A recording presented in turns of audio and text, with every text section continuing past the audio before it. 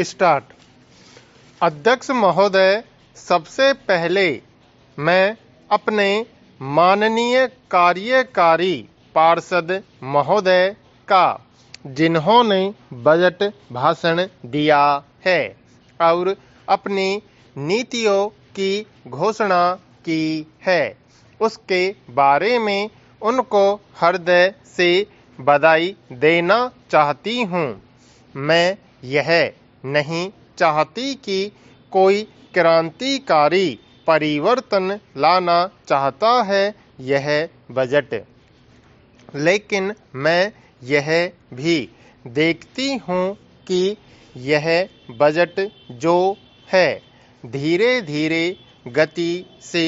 समाजवाद की ओर बढ़ता जा रहा है।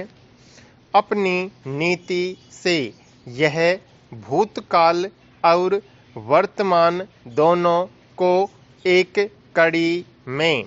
मिलाकर हमें उज्ज्वल भविष्य की ओर ले जाता है, ऐसा मुझे कहना है इस भाषण को पढ़ने से कि इसमें हमारा कोई भी वर्ग समाज का ऐसा नहीं है जिसे अछूता छोड़ा गया हो, क्योंकि भारतवर्ष एक कृषि प्रधान देश है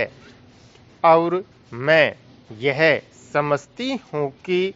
इस बजट के दौरान यह पूरी तरह से कोशिश की गई है कि ग्रामीण अर्थव्यवस्था को, जिसे हम अर्थव्यवस्था की रीढ़ भी कह सकते हैं, उस ढांचे में उस रीढ़ की हड्डी को और भी सशक्त बनाने का पूरी तरह से प्रयत्न किया गया है। हमारे ग्रामीण भाइयों के लिए जो कोशिश की गई है इस बजट के अंतर्गत वह है उनको सिंचाई के लिए कुएं, गांवों में उनके लिए पक्की सड़कें, जिससे उनके खेत और घर दिल्ली के साथ जोड़ने की कोशिश की गई है। जितनी भी इसमें व्यवस्था की गई है उससे ग्रामीण भाइयों को बड़ी भारी सहायता मिलेगी। उसके अतिरिक्त ग्रामोद्योग के द्वारा जो रोजगारी